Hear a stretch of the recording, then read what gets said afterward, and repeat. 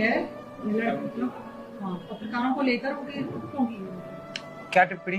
जैसे कि पत्रकार मंत्रा है। हाँ, कुछ पत्रकार, आपने देखा होगा कुछ समय पहले वृंदावन में कुछ पत्रकारों के द्वारा संतों को आपस में लड़ाया गया था। आप लोग इस बात से सहमत हैं कि नहीं? सहमत हैं? आप भी सहमत हैं? तो जो लड़ाने का काम है वो तो मंत्रा का ही होता है। तो पत्रकारों में भी कुछ पत्रकार ऐसे हैं जो समाज में संतों को आपस में लड़ा रहे हैं। तो संतों को क्यों लड़ाना है? पत्रकारों का काम है जोड़ना, पत्रकारों का काम तोड़ना नहीं है। उनके खिलाफ आप लोगों को भी एक्शन लेना चाहिए कि आप पत्रकार होकर के संतों को आपस में लड़ा रहे हैं। ये चर्चा खूब हुई थी, संत आपस में लड़ गए एक व्यक्ति के कारण। तो कुछ लोग ऐसे हैं तो उनको तो बोला जाएगा, जो गलत है गलत को मंत्रा बोला जाएगा। इसलिए जो मंत्रा है उनके लिए मंत्रा शब्द है। आप जैसे अच्छे हैं तो आप अच्छे हैं।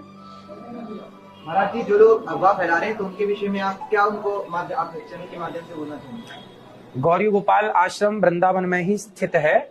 जो अफवाह किसी की कोई बात समझ में ना आए तो आप आइए और गौरी गोपाल को विजिट कर लीजिए। आप लोगों ने भी अभी देखा, वृद्ध माओं का दर्शन किया। यहाँ 310 वृद्ध माएं हैं, किसी भी माँ से 1 रुपए नहीं लिया जाता। और अफवाह लोग फैलाते हैं कि पैसा लेके रखते हैं। अब आप लोग आए हैं तो आप लोग सच दिखाएं। अब आप ही बताइए, कुछ चैनल ये दिखा रहे हैं कि पैसे लेके माताओं से रखा गया, और आप यहाँ आके चेक कर रहे हैं तो कोई माँ से पैसा नहीं लिया गया, वो माँ गरीब परिवार की है। अब बताइए, मीडिया के द्वारा ये झूठ ही परोसा जा रहा है कि नहीं? तो इस झूठ के खिलाफ तो बोलना पड़ेगा। तो आप सब यदि सच्चाई आप दिखाना चाहते हैं तो आप सच्चाई दिखाइए, वरना झूठ ही परोसना है तो फिर लोग झूठ को ही सच मानने लग जाएंगे। इसलिए झूठ को लोग सच ना माने। इसलिए जरूरी है कि आप लोग आएं और विजिट करें और पूछें, अफवाह के चक्कर में ना पड़ें। पत्रकारों का काम है अफवाह ना फैलने दें। यदि पत्रकार ही अफवाह फैलाएंगे तो फिर समाज भरोसा किस पे करेगा? आप समाज की रीढ़ की हड्डी है। यदि भटक गए तो फिर किस पे खड़ा होगा व्यक्ति? हम सब खड़े हैं तो रीढ़ की हड्डी के बल पे खड़े हैं। तो समाज का एक दर्पण है पत्रकारिता। पत्रकारिता तो गलत ना हो। यदि भोजन कोई सेवा कर रहा है, आपका एक भाई, आपके बीच का एक बालक यदि सेवा कर रहा है, वृद्ध माओं की सेवा, यहाँ गुरुकुल में 150 बच्चे पढ़ रहे हैं, 310 माएँ हैं। इन माओं के घर में से बच्चे आने को तैयार नहीं है।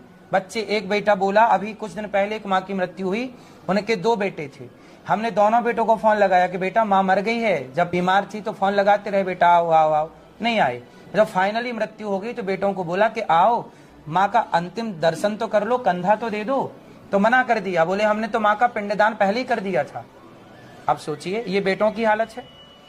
तब माँ को यहाँ कंधा भी हमने दिया, माँ की क्रिया भी हुई और माँ की तेरवी भी यहीं पर होती है। इतना सेवा करने के बाद भी